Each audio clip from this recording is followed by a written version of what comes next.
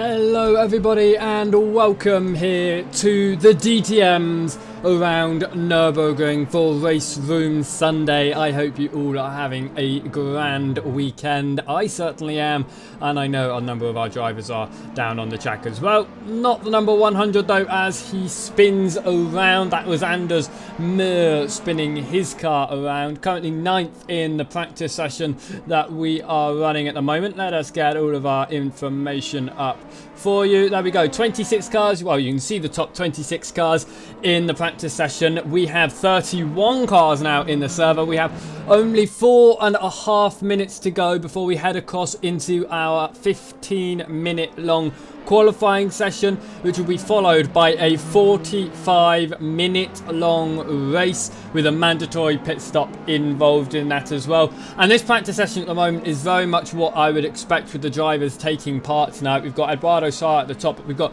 Reggie Blaine in second at the moment. We've got Matt Legale in third, Craig Patterson in fifth. It's quite similar to what we normally see at the top of the standings most of the time, but there are so many new names yet again for me to run through, so I want to welcome them all in to racing here at Race Department, or at least the names that I don't normally come up in these club events. Anyway, Ballas Polgar in 4th position is one of those names. Actually, I think Edward Sá, he isn't there very often. I've seen him every now and then in club events, but not very often. Ali Ferry in 6th. She has raced with us before at Race Department. She took part in the recent Race Department Grand Prix Championship and took the victory. We actually believe it is the first female victory in a league event, was Ali Ferry's victory at Silverstone. She currently sits in 6th position in the session. More names that are very new to me. Anders Mir in 9th position, I've never come across before, so welcome to him. Morn de Pluy in 14th position, never come across his name either. Iron Popper sits in 18th position at the moment as well. Isaac Shiver in 26th. We were watching him just shortly, just a short while ago. James Hall as well in 28th position. That's already a number of new names taking part tonight, and it's going to be nice actually. A lot of fun racing that we've seen in these DTMs. The most recent DTM race that we obviously watched was at Moscow, and oh my word, that was a battle for the podium. A battle for the win, in fact, all the way down to the final lap until there was a crash on that final lap. It was just action-packed throughout, and we're running around the short circuit here in Nürburgring, so it's going to be a massively packed good tonight, and I can't wait for it, really. If you want to get involved with these races that we do at racedepartment.com, just head over to our site and become a premium member. It's only €10 for the entire year. It's literally absolutely no money at all to take part in all of our family club events and our league events, including our upcoming club and league events on Formula 1 2017. We're going to be doing league events on the Xbox One, the PlayStation 4, and on the PC version of the game, so be sure to head over to racedepartment.com and check that out. If you want to get your hands on a free Formula 1 2017, head across to our Instagram page where you can like, comment and follow that, or our latest post, and you will be with a chance to win Formula 1 2017.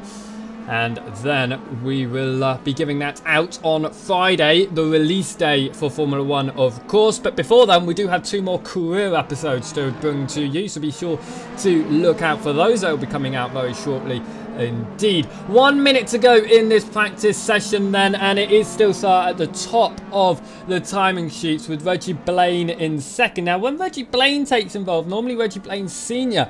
also races around, but I'm yet to see Reggie Blaine Sr. I don't actually think he's racing with us tonight, which is a real shame because he's normally quite strong at the rear end of the field. He normally has a lot of fights with the guys near the back. Eduardo Sá coming to look to improve on his current time of 1:21.631.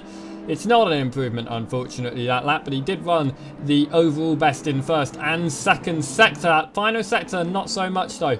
That final chicane, though, can really catch you out and really hinder your entire lap. So, coming up to the qualifying session, drivers will really have to pay attention and focus through there.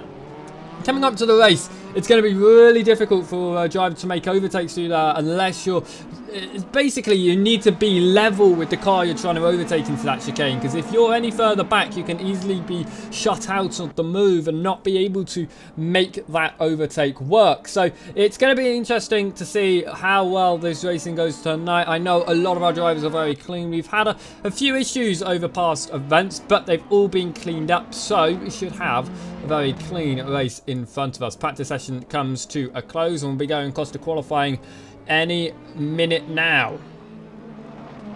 And then coming through, there we go, on to qualifying then. And we are watching Eduardo Saz. He's one of the first drivers to get out on track. He was obviously running that qualifying fuel load at the end of practice. A number of other drivers still having to change their setups to work with a qualifying run. So we're going to run on board with Eduardo Saz, in fact, as he heads along on the first lap of the session, of the qualifying session. Now, there's no DRS available for them, of course, in this qualifying session. What am I trying to say? There's no DRS available in qualifying. They had 1 per lap in the practice session, and I believe they'll have 1 per lap if they're within 1.5 seconds of the car. I'm not too sure how DRS works in these cars. It's so confusing, the rules in DTM. Please, if you know the rules with DRS in DTM, put it into chat. I am reading the chat, and it would be very, very helpful to know what on earth the rules are. I've never looked into it, and I think I really should, bearing in mind I commentate DTM races every other week almost. So Eduardo Saz going to come out of the second sector as a 34.6 in that first sector. Heading into the final sector then. Let's see what he can put in that middle sector as he comes across the timing line at 101.774 into the very tight chicane. Not the GT chicane that I find so much easier and so much more fun. Into the final hairpin though. Let's see what Eduardo Saz can put at the top of the timesheet. He's got almost every single car out, obviously private qualifying. Puts in a time of 121.409. Magnus Sternby puts in a time just behind that, 121.6. But through goes Reggie Blaine with the 121.4, a 122.6 for other drivers as well. As we now look at Ovind Anderson, he's going to come across the line as we now go put onto auto director, because I can't be bothered to keep on clicking on who we're watching. But more and more people coming across the line now. And Takamushi GSR, 10 euros a year. Yes, you thought it was a month. No, it's 10 euros a year. That is it. It's very, very cheap to become a premium member at racedepartment.com. So we are about 2.5 minutes into qualifying. 17 lap times have currently been put in. We've got so many more cars out on circuit. They've got 31 cars overall in the session, all ready to race after this first qualifying session. And thank you very much to BPC, who has just subscribed. Eduardo Saz spins around after going overall best in first sector, but Reggie Blaine overall best now in the first sector. I do apologise if I don't catch every single one of the people subscribing. It's very difficult to hear that over everything else sometimes, and even over my own voice. Reggie Blaine overall best in the second sector. It's going to be all about that final sector, but a poor exit, running too much over the apex. Will that hinder Blaine's chances? He's only 0.013 seconds off the Saz's best lap time at the moment. Will it be an improvement, and will it put him into provisional pole? He comes across the line, and it's not going to be through that chicane. Like I say, that chicane can make or break your lap, and unfortunately for Blaine, it broke his lap. Ballas Polgar, overall best in the first and in the second sector. Oh, it's a rather slow chicane, but he didn't run over the apexes. He is going to dive into the pit lane. Polgar not liking his chicane and deciding that's it for his lap time. So, Ballas Polgar dives into the pits, and once our auto director changes who we're watching, we'll go watch someone else do a lap time. Auto director, come on. Come on! There we go. We'll go look at Eduardo Saz and then turn back on auto director. That's how we would do it. Stupid, stupid thing sometimes. So Eduardo Saz, overall best in that first sector. That's exactly what you want to see for him anyway, because he's going to try and extend the gap that he's got between himself and Blaine. Blaine is also on track at the moment, so still trying to get back past, well, because trying to get past Saz, only just faster in the second sector, but depending on how fast he can take that chicane, he can climb all the way back up in the times. Coming through the final corner now in his Mercedes. Mercedes really dominating the front along with the Audis. BMW is dominating midfield, and it is going to be an improvement, but it's not enough because then Reggie Blaine immediately improves and is now 2/10 quicker than Eduardo. So the top two are now separated by 2/10 instead of 200ths of a second.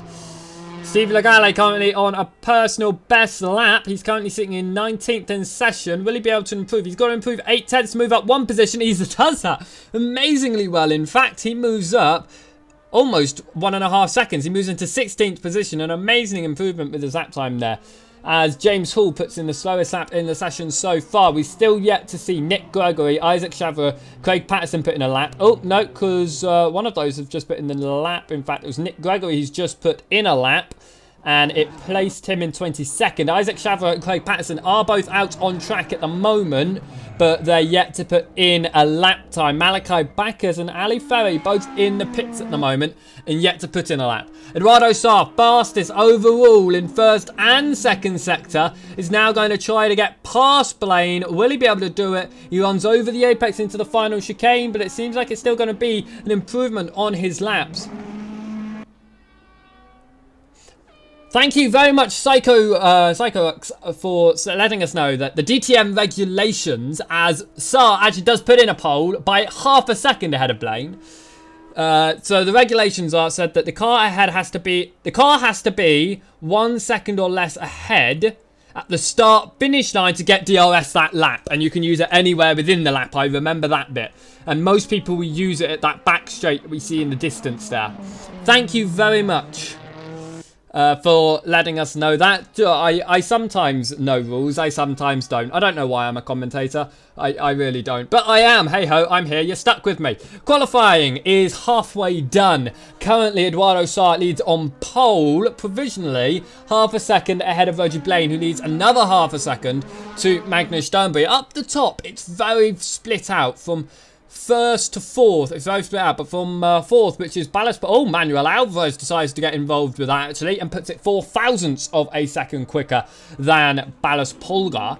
Polgar then leads Nicholas Osterberg by about 2/10. It's then extremely close between Osterberg, Forsberg, Kenwood, and Matt Legale. They're all within the same 1/10 of a second, as Polgar just improves on his lap, puts himself up into 4th ahead of Alves now, so now he improves 2/10, and he's only a 1/10 off of Sternberg now, so it's rather close there. But that's the thing, the top of the field is really spread out, like the top 3 or 4, and then from downwards, it just is so close, as that was just Daniel Nito putting himself into 8th in that miss of where there's now 1, 2, 3, 4, 5 cars all within the same 1/10 of a second. In fact, Nito went identical time to Jazz Forsberg, 1:22.132 for both Jazz Forsberg and Daniel Nito. Forsberg in the BMW, Nito in the Mercedes. Amazing to see, both 1.554 seconds off of the pole sitter's time. That is amazing to see. They've got identical laps. The upper 2 flaps being opened by pressing the DRS button. The new system therefore features a higher efficiency and increases the top speed. Thank you, Brian, for letting us know that. So they have recently updated, but I believe that's the 2017 cars. I believe we're running the 15 and 16 DTM cars. I don't think they did the 2017 cars in Race Room. Vladislav Plaleski in 12th position at the moment. He just put in a PB. We're looking at Craig Dunkley currently in 29th, so not on our standings on the left hand side. There's just not enough room to get all 32 cars because Reggie Blaine Sr. has decided to join us. It's nice to see that he is going to be joining Reggie Blaine in this race. Craig Dunkley though going to come across the line. It is a PB. It moves him up into 28th, so he improved about 0.5 seconds in that lap. Only enough to move him up 1 position. He's now 3 seconds off of Roy Magnus of 27th. So it will be drivers, it seems like they'll have their fight at the back because they're all within a second of each other. There's about 3 cars. And it will have their fight, and by no means that's no bad thing at all, though. They're learning. I know that most of them are new names, actually, so it's nice to see they're just easing themselves into it. That's another thing. You don't have to be a hardcore sim racer to take part in these races. Fine, there'll be ones that are really fast, but you always have someone to battle with. So get involved, come and join us in these races. They're absolutely daily. You also get to feature on broadcast as well on some of those races. Race Room Sundays, obviously the most popular events. And if you are enjoying it at the moment, be sure to hit that like button and also to subscribe to the channel as well. Radek Pileski coming across the line. Currently in 12th, he's on his PB and he moves all the way up to 5th.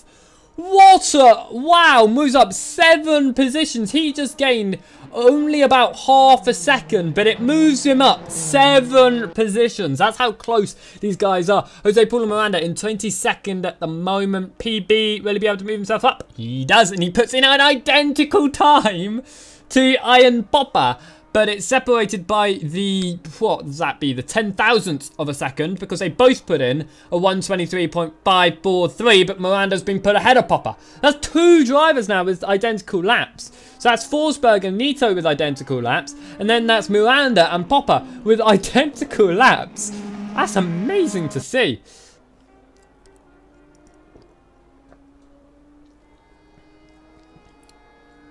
Oh, sorry, I just had to have a drink there.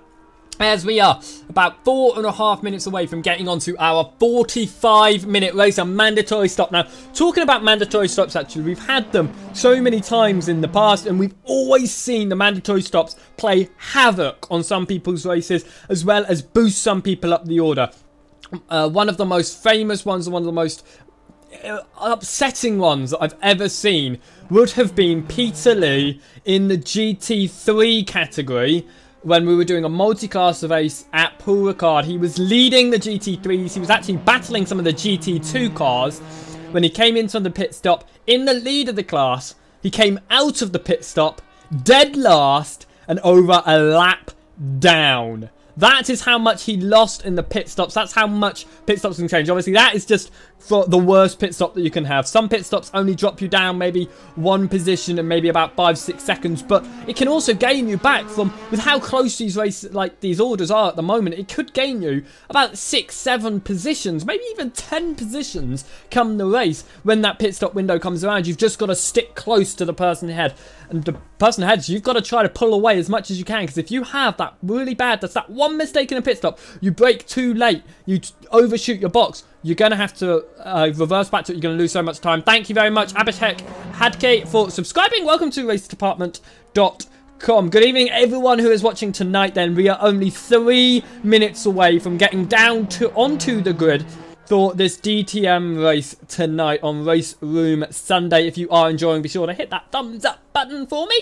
Thank you very much. Looking at your order then, with such little time to go in this session, it is currently Sa in the lead with a 1:20.578, with a 1:21.076, and only just less than half a second.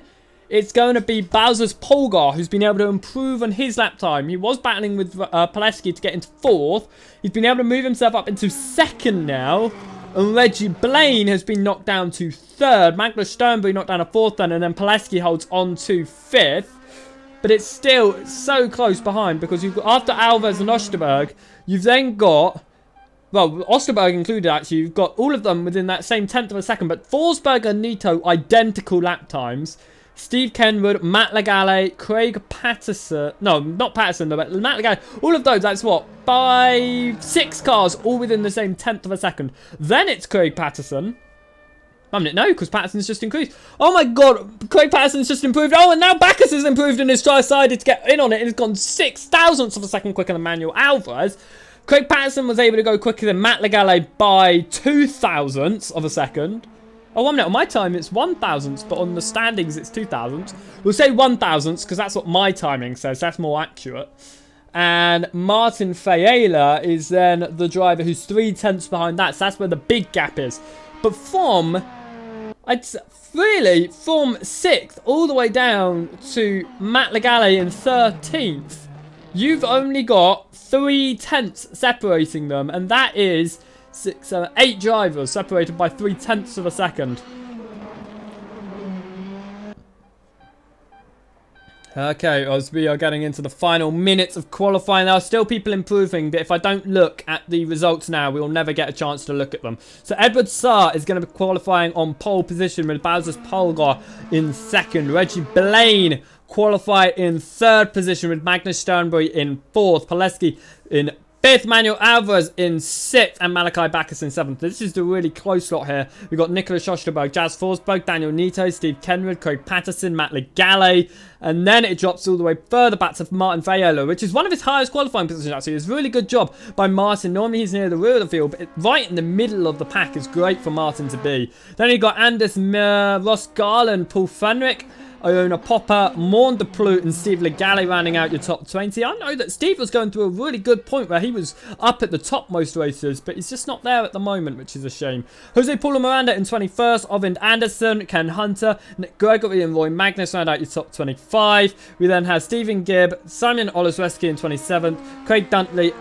Isaac Chevrolet, and James Hall in 30th. We're yet to see a lap, or we're not going to see a lap, sorry, from Ali Ferry or Reggie Blaine Sr. So Ali Ferry, our only female racing tonight, and also one of our only female league event winners. Let's just get that stuff sorted. So we are about to get going here today, as we have really... I hate this start because we can't ever look at the grid on the start grid, which is stupid, but hey ho. 40 seconds to go then, and then we will be going live.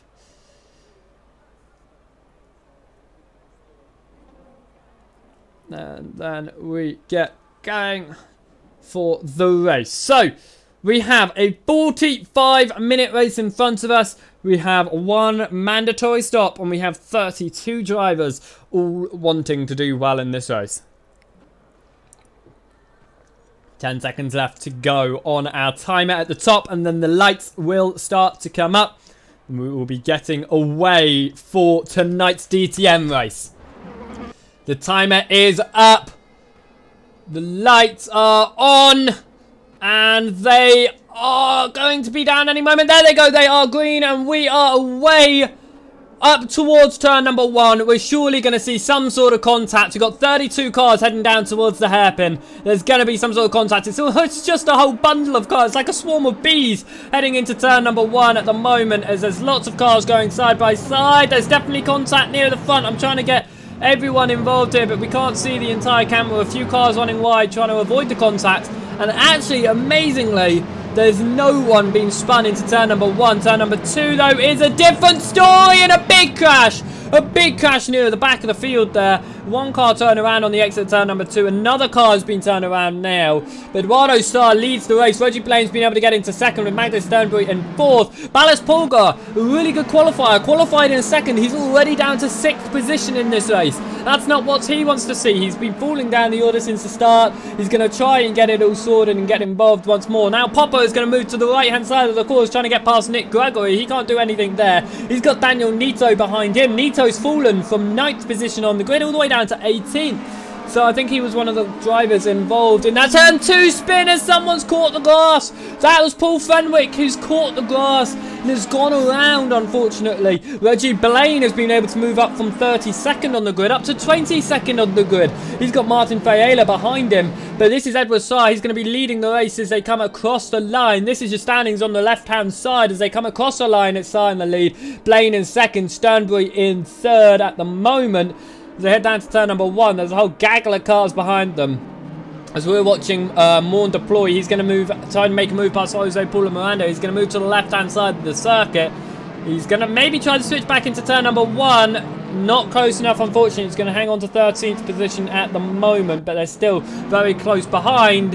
As this is a three-way between Chevrolet, he's behind Anderson and Legale. Legale leads Anderson at the moment. Doesn't look like there'll be an overtake at them, between them just at this second in time. But Ale Ferry's been able to move up to 27th position, starting from the rear of the field, of course, maybe getting involved in some incidents. Oh, but he's going to lose the position. She is going to lose the position to Roy Magnus. Going to hold the inside line. She's going to be able to squeeze them out. Roy Magnus losing a little bit of time anyway. Now Ellie's going to move to the inside of Stephen Gibb. Might be able to make this move. Will she be able to hold it? Yes, she will. She moves up into 26th position now. Malachi Backus still trying to get up the order. 6th position at the moment. Believe qualified in 7th or 8th. But that's going to be Jazz Forsberg moving to the left-hand side into the chicane. Too far back. Nothing is going to be able to be done about that. Reggie Blaine, though, is not giving up on Eduardo Sá and is going to be looking for the lead in this race. And now coming through into turn number 1. It doesn't look like it's going to be an overtake for the lead at the moment. It's about half a second between them. Further back, though, there is still all of those battles between the lower order. This is Roy Magnus chasing down Gibb and Hunter as they're running through. But look at that massive train of cars into turn number 1. Roy Magnus going all the way to the right-hand side of the circuit, looking for the inside. Just up ahead, though, we've got Matt Legale trying to move back up the order. If it would let me click on Matt Legale, he's actually going to move up the order anyway, because Reggie Blaine's down. Everything's running so slowly today, and it's really annoying me. So I do apologise if we don't get all the battles when I want to look at them.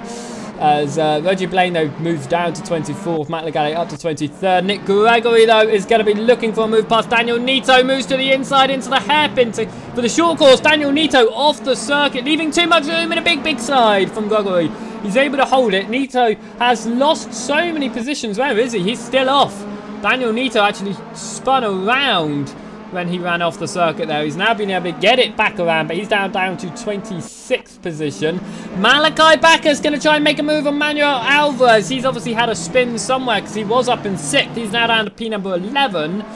So he's now got to fight his way back up the order, as the leading two are still within 3 tenths of each other. They go into the final turn. And now they're going to come across the line. Is he going to be able to make that move? He is only about 8 thousandths of a second behind. He's going to make a move past Manuel Alvarez, but some issue there, and he's completely off onto the grass. And now he's going to turn into Alvarez. Some issues, I believe, for Malachi Backus. Maybe a screen throughs or something, but he swung to the left and then swung back right into Manuel Alvarez. Looking back at your lead then, this is Reggie Blaine chasing down Eduardo Sá. So this is actually one of the first times we've seen a battle that involves Reggie Blaine. I'm not going to lie, normally Reggie Blaine is out there leading all the races, doing really well, or has one mistake that drops him back in the order and it's just him pushing back through. But it looks like he's actually having to fight for the win with Eduardo Sá, and if Sá's able to hold on to it, he might actually get quite a good battle for the lead in this race. This is looking at Anders Muir here. He's in a 3-car battle. He's got Ross Garland ahead of him. He's got Morn Deploy behind him. And they're going to head along the main straight here, the most important straight when it comes to DRS. That rear wing is down, so it definitely looks like Anders Muir's got DRS enabled. He's disabled it now, as obviously as he comes into the chicane. It looks like a car going slowly. That's the number 34 car, I believe. Yes, it is. That's Niklas Osterberg running slowly out of the chicane. An issue, maybe. Magnus Sternbury, though, has got the inside of Balaskar Polskar into the first turn, and Polgar now under attack from Poleski, because Polgar had actually lost it down to 6th at the start, remember, after qualifying 2nd, but he's been able to fight his way back up. He was in 3rd, but Sternbury's been able to make his way back through. Polgar now is going to have to try and catch back up to Sternbury at the same time as defending from Radek Poleski, who sits behind in 5th. They're coming onto the short part of the course now. 38 minutes to go in the session. We're only 7 minutes in.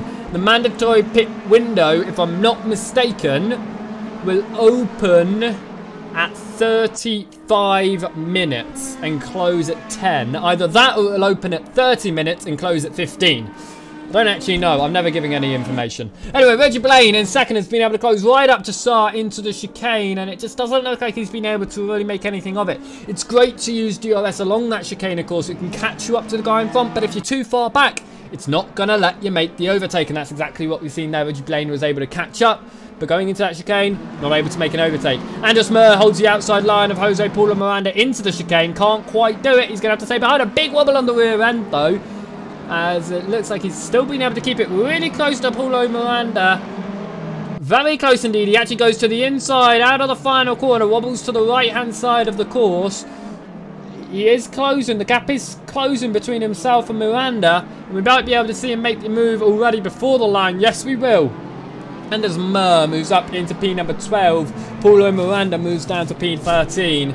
As they come out of turn number 1, he is going to be in front now. Ross Garland down in 14th position with Moon Deploy in 15th. That's this 4-car train here at the moment. Magnus Sternberg's lost it to Pulgar, also wobbling out to the final the bottom hairpin, which is the cut-off point for the short circuit. He's now got Paleskas all behind, and we may be able to see an overtake here.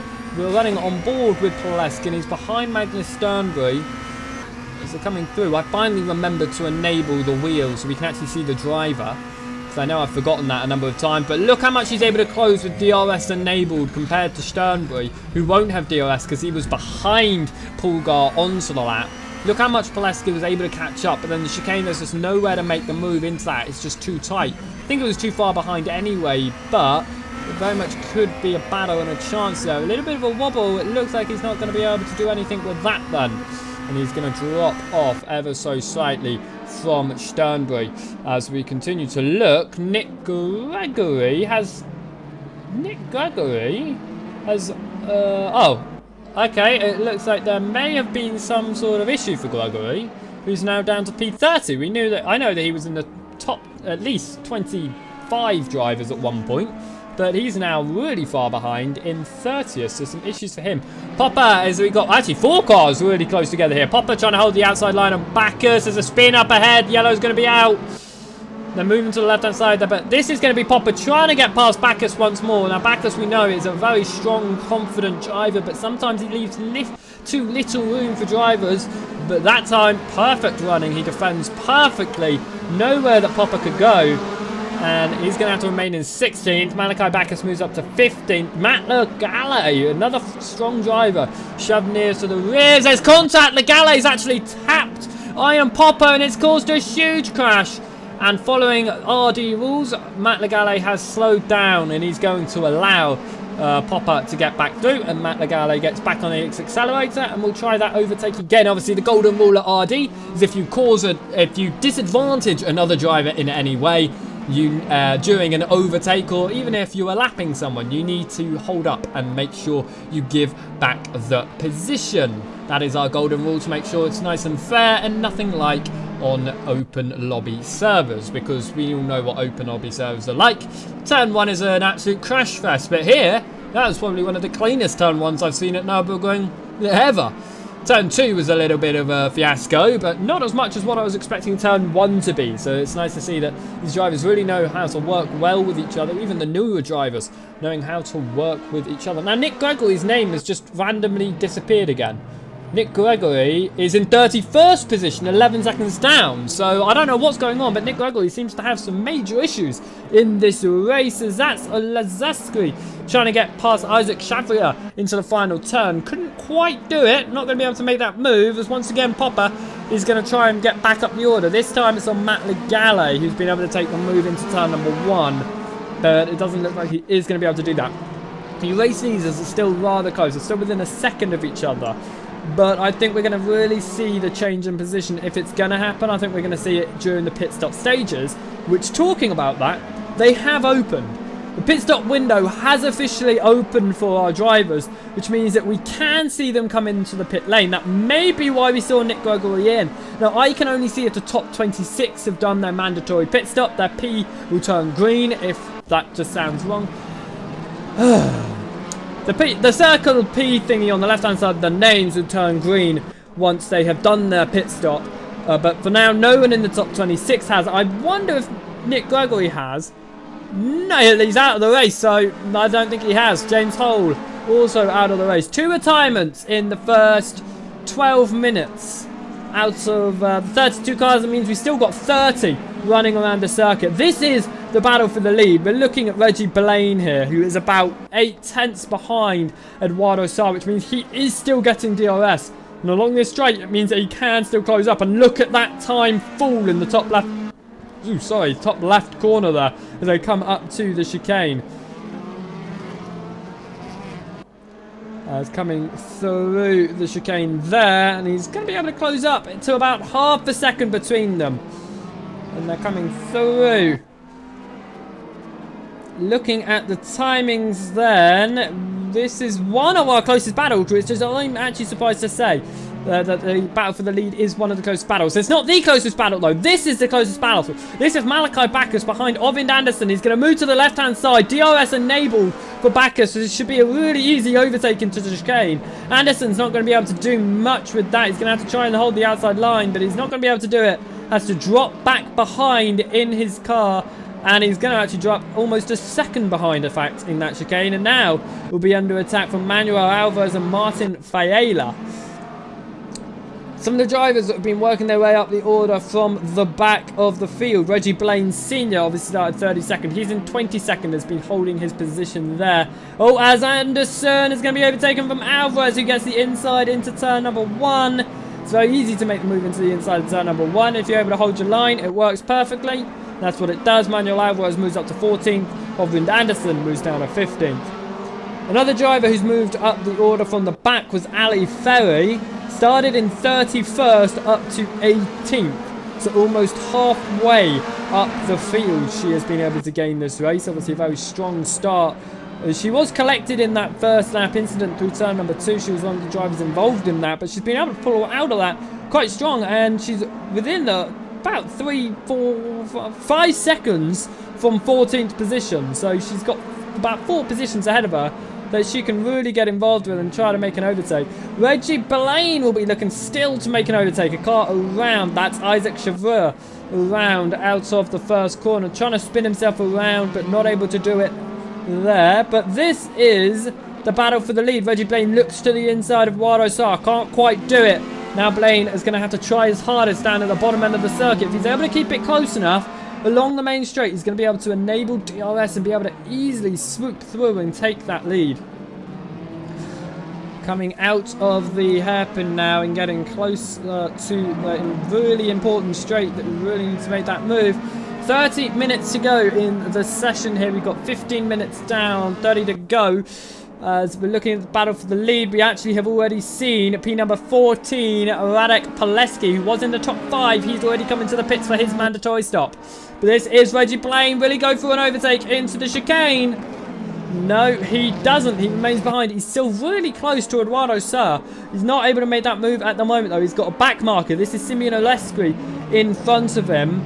Well, in front of both of them, hoping that there'll be some sort of issue here that might play into Blaine's hands, but it won't be because Zaleski does an amazing job to move to the right-hand side of the circuit and get right out of the way of this battle for the lead. He gets really close though. Blaine's going to go for the outside line. There's another driver coming out of the pit lane there.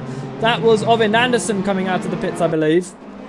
He's coming out of the pits in 27th. Luckily, not going to get involved into this battle either. He's going to be able to kind of rejoin the track just behind it, in fact. Reggie Blaine, he just doesn't know exactly where to go behind Edward Sire. It's going to be quite a difficult place to make a move. If he can once again stick close through this part of the course, he may be able to make that overtake and may be able to take the lead. Sorry about that. That was a little bit of a screen freeze. 29 minutes to go. Reggie Blaine still has a real good chance at taking the lead in this. Now, the left-hand side, there are some issues. Garland is not leading this race before you think so. As we come through. As we are coming through. But Blaine's lost time. It's only half a second, but he was a lot closer last lap, and you can just see that he's actually dropped off quite a bit to Sar compared to where he was before, and I'm not too sure why. Oh, but Dies goes Sar. Sar dies into the pit lane there. Massive change of direction as he just suddenly decides, you know what, I'm going to pit now. It's not even halfway through the race though, so he's going to be on more worn tyres. I believe drivers will be taking tyres. I'm not too sure what they'll be taking. But Blaine's staying out on circuit. This is Sar currently in the pit lane. Let's see how quick his stop is. He comes to a stop perfectly in his box. No reversing, no accelerating to get a little bit further forwards. We've seen that from a number of drivers. How quick will it be? Will he get back out? There he goes. Not too long in the stop. And he's going to exit the pit lane in 5th position, it looks like.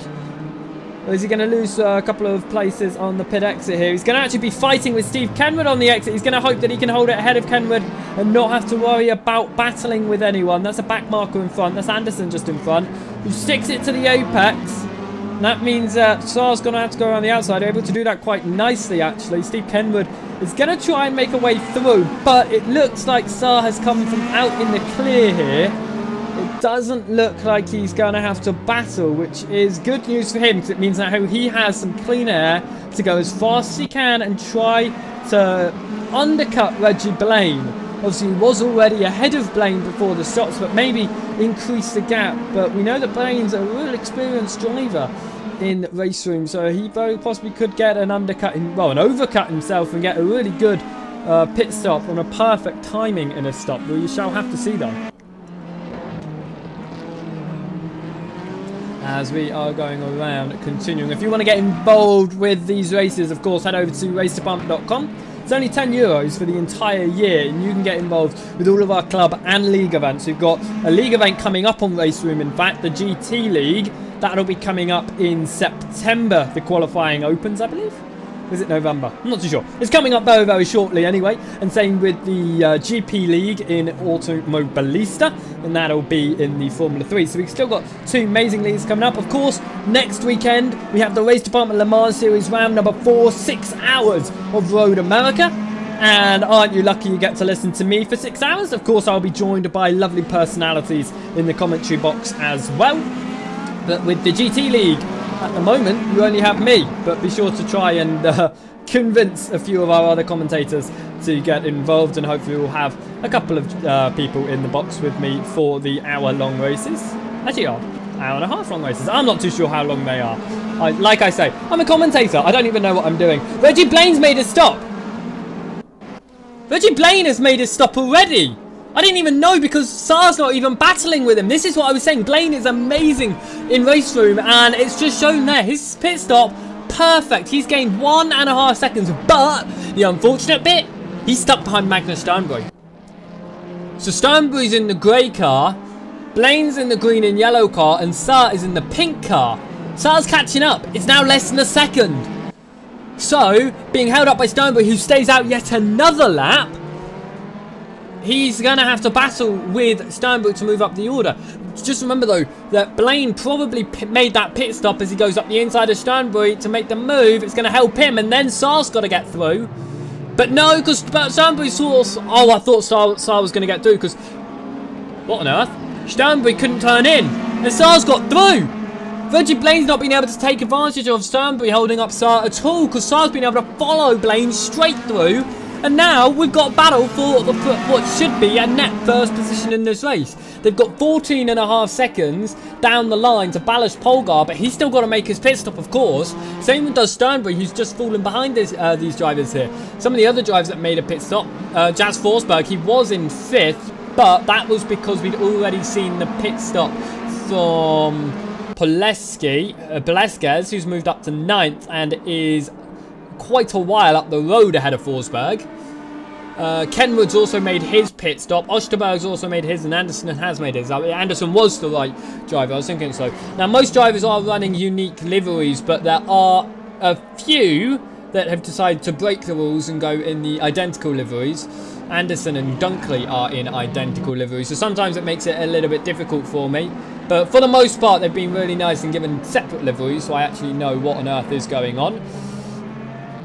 As we are coming around about halfway through this race now, as we continue around. Now, I don't know why I keep on getting screen freezes. Like I say, my computer's been so slow since I restarted it earlier. Well, unslept it earlier. I think it's just because I wanted to turn off, but you know, hey ho, we'll go with it tonight. Anyway, thank you very much. It's nice commentating. Thank you very much to Jalkala for saying that. Thank you. As we are continuing around, Saar is still really close behind Reggie Blaine in this battle for a net first position at the race. And the fact is, in the past 2 laps, they've been able to gain 3 seconds to Balázs Polgár. That's just showing how much... I think these drivers have put on fresh tyre. I really do think they put on fresh tyres, because they're gaining so much time on the drivers that haven't put on New Rubber. I know they're much faster anyway. They were pulled out in the lead anyway. But oh my god, here goes Saar. He's going to move to the outside into the chicane. We're going to make an overtake into the chicane. He's going to be able to hold it. Blaine is going to be able to hold the inside. It's much easier line, and Saar's actually lost time with that as well. I mean, I don't know why he tried to thwart the outside line. I think he was trying to do a fake move to the outside. He moved to the left and then moved to the right. And unfortunately, it looked like he just wasn't expecting it to go anywhere. And it didn't really. It was a very weird line to try and make that overtake for the lead. And in fact, it's going to lose him quite a bit of time. And he's going to try and go for the inside into turn number 1. That's a big dive bomb from Saar. There's contact. Both of them lose time. Saar's going to go immediately fighting once more. And there's more contact behind them, in fact. I knew we were going to have turn 1 mishaps, but I did not think it was going to be this late into the race.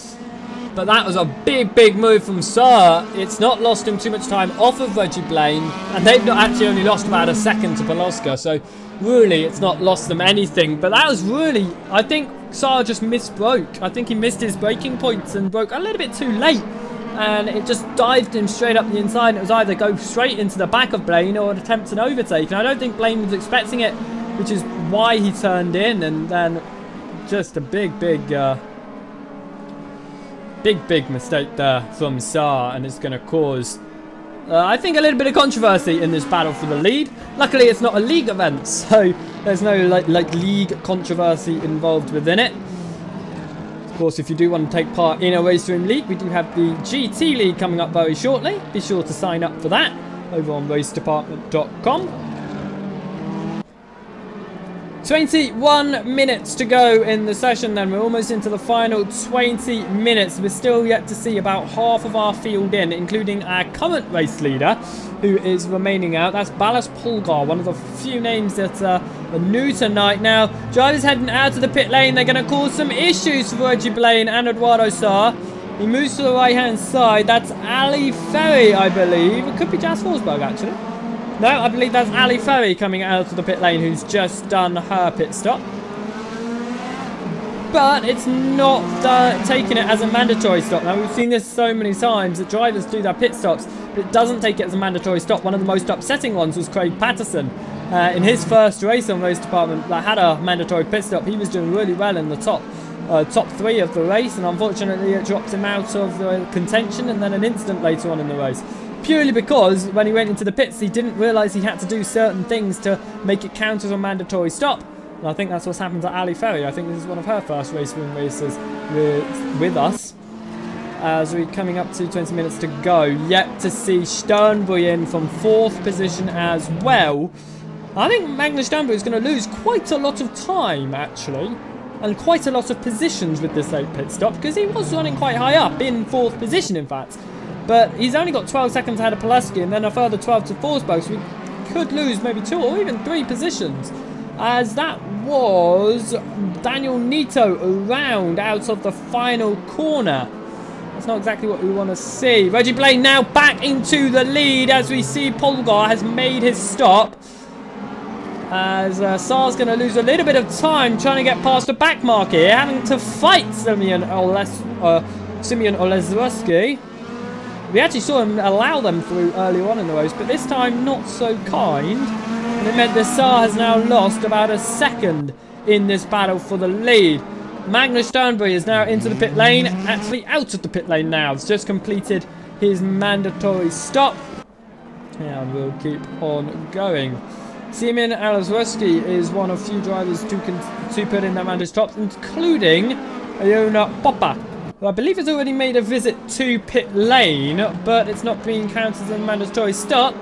Either way, he is coming into the pit lane once more here. And he's going to try and get this stop completed and try and get it counted.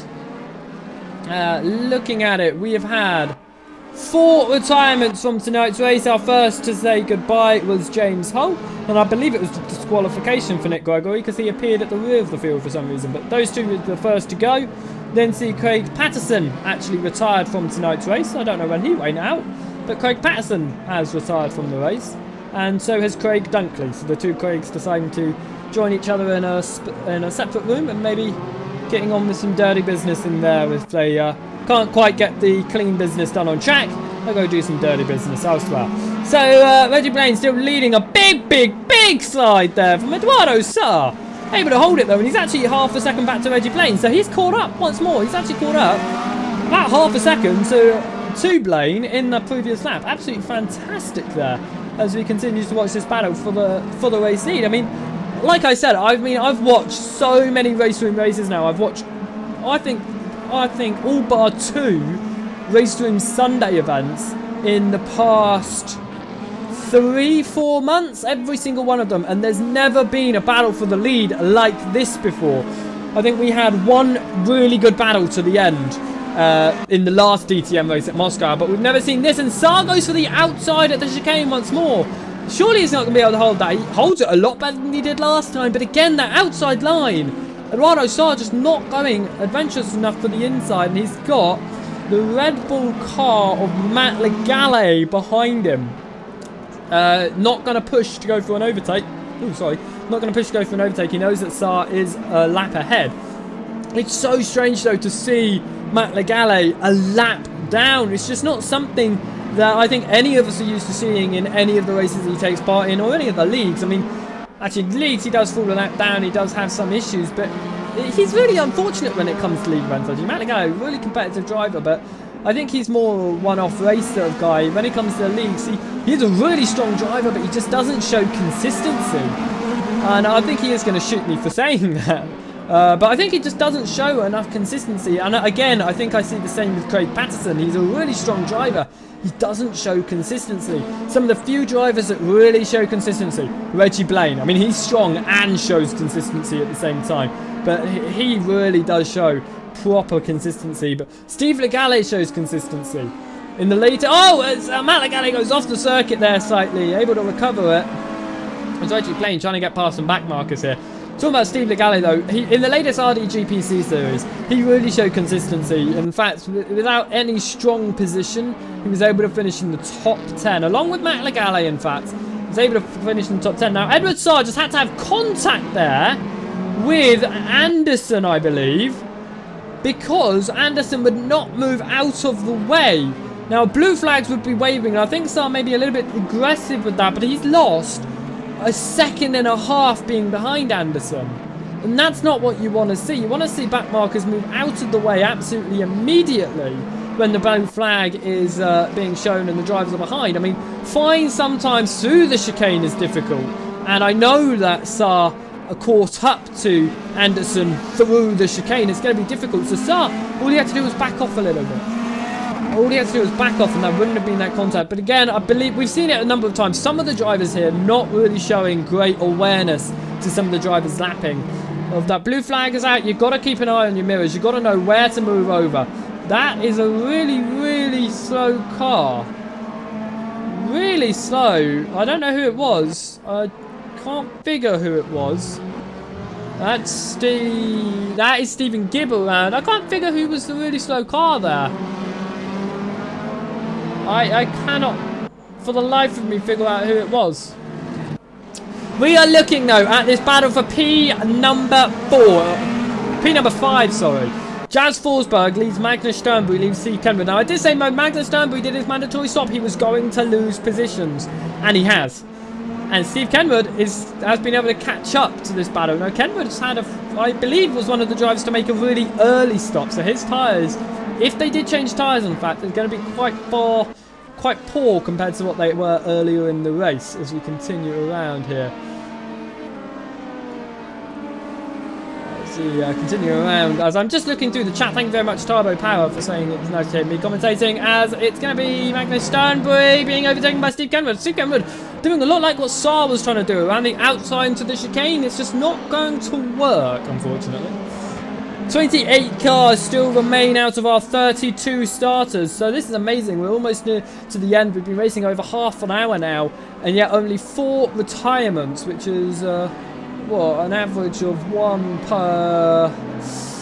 I can't do maths that quickly. Jesus, 1 per 8 minutes? I think so, something like that. Which is really good, actually, to see that we haven't had that many retirements in this race, and it's nice to see that the battling is still going on, because Eduardo Saar is slowly catching up to Reggie Blaine again. Might be able to get a battle in on the final lap for P number 1. Jazz Forsberg, though, will be trying his hardest to hold this battle ahead of the rest of the car. That is Roy Magnus just up in front of this battle, though. And Roy, the only reason I can tell that is Roy Magnus without having to look at my timing sheet, purely because that's the car that Roy always drives when we race in DTMs. Obviously, Roy Magnus quite a regular in our DTM races. In our race room races, I believe, actually. Sorry, on our race room Sundays. Magnus appears quite a lot.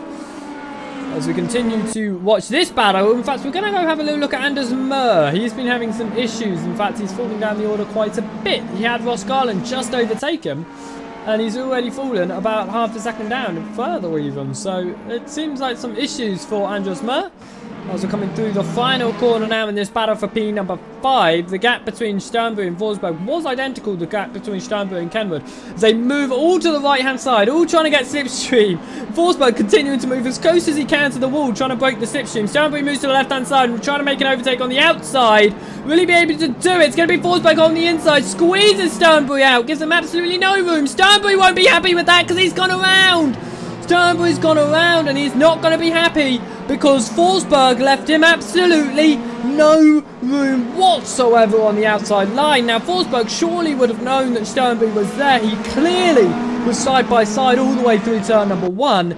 But Sternberg's just been pretty much shoved onto the grass there. He was able to hold it only just. He lost a lot of time with that, though. And he lost about a second with that, and 2 seconds even with that. So he's not going to be happy at all as they continue around through the bottom end of the circuit. A big start from Sternberg, able to hold it though. As we still have that battle between Kenwood and Forsberg just in front. Sternberg will try his hardest to get back in front, but Kenwood once again goes to the outside. We saw him do this just a couple of laps ago on Sternberg. It doesn't work. Saar tried it as well on Blaines a couple of times. It's like, why do you try to go for the outside inside chicane? I don't know, but here comes Magnus Sternberg on the inside to see Kenwood into the final turn. Sternberg coming back strong after being shoved off the circuit just this lap. And he's already passed Stephen Kenwood up into P number 6 now. And I think he's going to immediately try and push past Jazz Forsberg. He can't really go too aggressive though, because if he causes contact and pushes Forsberg off, he's going to have to wait and let Forsberg get back through again, because he can't breach the golden rule no matter how angry you are. Sometimes you still got to remain as clean as possible. We saw that in the real DTM in the qualifying earlier on this weekend, where we saw, I believe it was Timo Glock getting held up in qualifying, and he decided to take matters into his own hands and decided to hold up the driver that was holding him up, and that caused a few controversial issues. And he decided to do it quite some time and was swearing on live TV as well. So you know exactly how angry some drivers can get, as well as Sebastian Buemi deciding to be a little bit angry at the end of the Formula E season last year. Well, this year, last season, because their seasons are very weird. But he was swearing as well on getting a bit angry, so it can get heated. But Sternberg can't be heated in this overtake. He moves to the outside line in the chicane, and he goes back across way too soon. Cuts into Forsberg. There's going to be contact. He gets the move. Kenwood then taps the rear end of Forsberg on the exit of the chicane. Sternberg, I think he purposely moved over too soon. I think he purposely went too aggressive there. Don't think he really intended for there to be contact, but I think he really wanted to prove to Forsberg he was going through. Forsberg is now going to have to try and make that move back through. I think we'll easily see that overtake made within this lap, and I think he's not going to be happy with the fact that there was contact just then either. As we're into the final 10 minutes on this race, it's now only about 1 second between Blaine and Saar, so we might see an overtake, or battle, sorry, between those two very, very shortly within the end of this race. So that'll be interesting to see, actually. That gap is actually the same as the gap in the battle that we're watching now. So it's nice to see that battle for the lead is closing up once more. And in fact, we are going to go have a look at it, because finally Saar has been able to catch back up to Reggie Blaine. It's taken him about maybe 8-9 minutes now. Actually, I think it's 10 minutes since the issues occurred for Saar.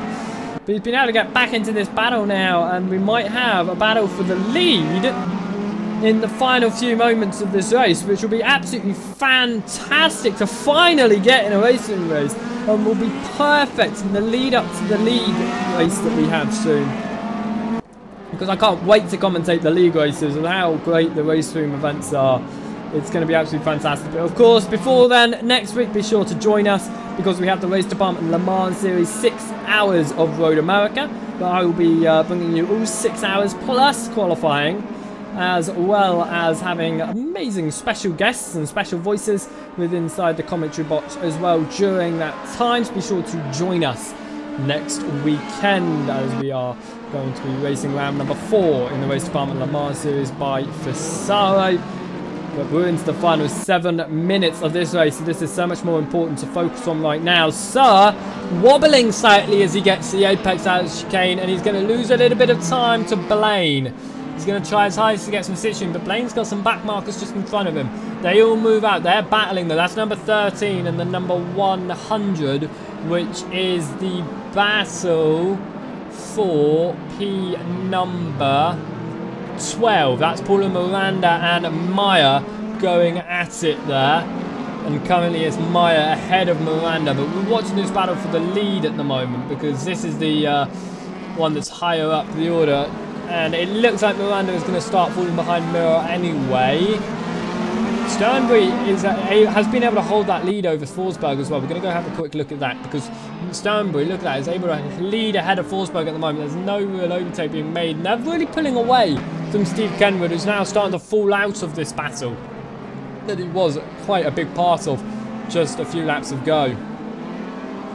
As they come through across the line, it looks like we've had another retirement. Simeon Oleski has retired as well from this race. We have 27 runners, so 5 retirements in this currently 40 minutes of running. Not bad at all. I'm going to say that's a really good achievement. 6 minutes to go. More deploy is grayed out because he is back into the pit, but it doesn't look like he's in a pit box.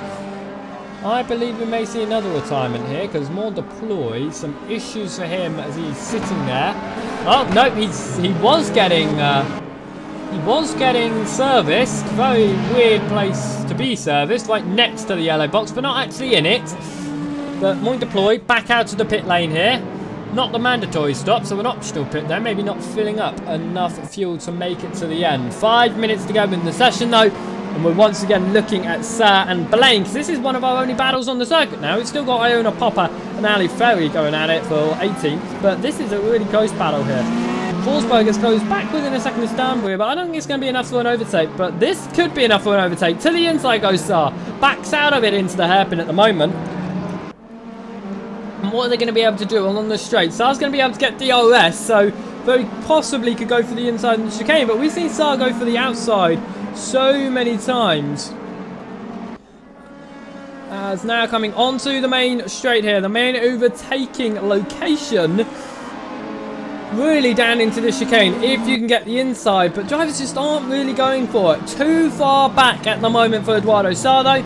I don't think he had the DRS down there though. I don't think he actually had it enabled. He might have had it enabled into turn number 1 along the actual start-finish straight. And the driver's moving out the way up the inside, and it looks like another one deciding to stick it right into the middle of the path and now moves out of the way. Which is fair enough. It's a corner. You don't really normally move out the way in a corner, so he sticks his line. He doesn't hold up this battle for the lead at all. But Sar moves to the outside. It's very close. This could be the overtake to the lead with the final 5 minutes. Sar turns in too soon. There's contact. Reggie Blaine has nowhere to go but to force Sar slightly wide. Sar's not going to be able to get past. We've seen that so many times. Sar has had that, has tried that inside. He tried the inside earlier, locked up and had contact with Blaine. Now tried the outside and turned in just a little bit too much. And now a back marker is going to try and get involved. No, he doesn't. Thank God. I was starting to think that Andres Mur was actually going to try and get back past Eduardo Sar, which I mean he has the fair right to. If he's faster than Sar, overtake him by all means. But that almost led to contact, and that could have been the end of Sar's race, which is not really what you want to see with only 3 minutes to go. And the fact that we have got a battle for the lead, it's now increased to about 1.5 seconds.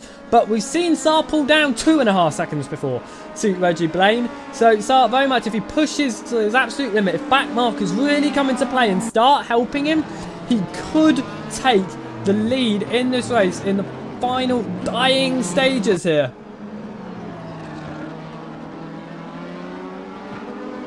As we continue into the final turn now, 3.5 minutes to go, which means that we should get 3 more laps of racing in this battle for the lead as they come across the line. So has been able to close back into that second gap. It's only 7/10 of a second, and I think that DRS was enabled along the main straight. So I think that's what Eduardo Sa is doing. He's enabling the DRS along the main straight because he knows he can't make the overtake into the chicane. So he's going to do it along the main straight and make it into turn number 1. We're running on board Eduardo Sa at the moment, chasing down Reggie Blaine, which is a car directly in front. I believe that's Blaine's teammate Steve Kenwood just in front. Oh, that's Iron Popper. There's 3 of the 99 cars. This is what I mean. Please, just choose a livery and stick to it. Don't change a livery. I need to have 1 driver per livery because then I know who people are. Because now I don't know which one is Blaine or Kenwood. That's Kenwood who's letting him through. Okay. And now, there we go. I just sometimes hate the fact that people don't listen and choose a livery. Sorry. I do have my pet peeves with some of the events that we do. Anyway, Sa is chasing down Reggie Blaine. The gap is about 8/10. We're going to run on board with Sa for now, as we can see that gap at the bottom of your circuit. Obviously, through the slower corners, it's going to decrease.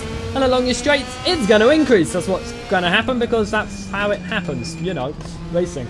Anyway, through the final corner they come. A little bit of correction on the wheel. Real amount of correction on the wheel. Sa has just lost so much time. Major mistake. It's actually going to drop him. Pretty much double the gap between himself and Blaine. He's going to be kicking himself with only 2 laps to go in this race. As they come through now, 1.5 minutes to go. As they are coming through the main Mercedes arena. Here. This is fantastic actually, that the fact that they are still within 2 seconds of each other. Even though Sa just had a mistake, the fact that we're in 2 seconds of each other is still going to be the closest finish for the win that I've seen in a Sunday event. So we're going to be coming through the hairpin now, running on board with Sa. Left-hander now up to the main straight. So this is really where it's going to be all about trying to catch up as much as he can. We're coming up to the final lap of the race here as we look at Reggie Blaine, because we only have less than a minute in the session to go, and Reggie Blaine leads by only 1 second ahead of Eduardo Sa. 1 mistake, 1 little hold up from a back marker, and that could be the end of the race for Reggie Blaine, and it could be Sa through for the win. Sa just needs that 1 issue from 1 car in front of him to allow him to catch up to Reggie Blaine and make that move. 15 seconds to go. And this is the final lap of the race. There's no doubt about it. With so little time in the clock. That's it. The session is almost officially over. Will Blaine be able to hold the lead? I think he will. I think Sa's going to try his hardest to get involved with the battle, but I just don't think he's going to be able to do it. The session is over. The timer is up. The race is done. This is the final lap. Reggie Blaine leads. It's closed up by about 6/10 in the last lap, but I just don't think it's going to be enough for Eduardo Sa. I think he needed maybe 1 more lap afterwards, and he might be able to have 1 more go at Reggie Blaine. But Blaine coming from 3rd on the grid, which is one of his worst qualifying positions that I've seen. Normally he's always on pole. Normally at least he's on the front row of the grid. But he is now going to be qualifying from 3rd, but he's going to still win this race. A big side from Sa. There's nothing he can do, but still one of the closest finishers for the win in Race Room Sunday history. It's going to be across the line for Blaine. 8/10 behind is going to be Sa. And that is going to be the end of the race. They've still got some drivers still heading around. Of course, this is Balas Polgar. Started in 2nd. He dropped to 6th on the opening lap. Not a strong start, but he's going to cross the line in 3rd. An amazing run. First ever race I've seen him compete in here at Race Department. First time I've seen his name. So very well done to him to getting that podium. He must be extremely happy with himself. That's fantastic.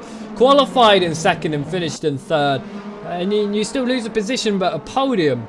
That's really, really good finishing position. Radek Pileski moves up into 4th position at the end of the race after his early pit stop. And there was a hold on to 4th with absolutely no challenges elsewhere. And he's able to easily take 4th. Then that's Magnus Sternberg, who was catching up actually near the end, but wasn't quite able to make a fight for it. Finishes in 5th. Then that's Jas Forsberg and Steve Kenwood crossing the line rather close together in 6th and 7th. So as everyone else comes to cross the line, that was an amazing race. We'll get the full race results up in any moment now as the rest of the drivers come across the line. But that was absolutely amazing to see. That was just an amazing race indeed, as drivers are now just driving around here at the end of the race. Thank you everyone who has watched. Be sure to hit that thumbs up, of course, and to subscribe to racedepartment.com. If you want to get involved in these events, be sure to head over to racedepartment.com. Become a premium member, only €10 for the entire year, and you get daily club events. But here is your race results. Reggie Blaine finished in the lead of your race with the fastest lap, only 2/10 quicker than Saar, who finished in 2nd, less than a second behind. Polgar finished in 3rd, followed by Pelesk and Sternberg. Forsberg, Kenwood, Backus, Garland, and Steve Legale round out your top 10. We then had Alvarez, Paulo Miranda, Nito, Matt Legale in 15th. Osterberg finished in 16th. Martin Faella in 17th. Ali Ferry finished in 18th in the end after starting from 31st. And Popper in 19th. Magnus running out top 20. We then had Deploy, Blaine Sr., Anderson, Gibb, Fenwick, and Hunter, and Chivera rounding out your field. Oleszewski, Dunkley, Patterson, Hall, and Gregory were all of our DNS tonight. And that is the end of that. That was an amazing race, battles throughout, and I can't believe we had such a long battle for the race lead, because I don't think we've ever had something like that before. That was absolutely fantastic to see. If you have enjoyed, be sure to hit that thumbs up button. Be sure to obviously subscribe to the channel as well, and be sure to subscribe as well, because we've got lots of content coming up this week. We've got a number of Formula 1 2017 videos to come up before the release date on Friday. We've also got even longer career mode episodes to go up after the release date on Friday, because I'll have a little bit more time on my hands to be able to create those videos for you, so I will be able to do that. And also be sure to check us out next weekend, because we will have that 6-hour race, of course, around Road America in our Le Mans series. So thank you very much for watching, and I shall see you in the next one. Thank you very much, and goodbye.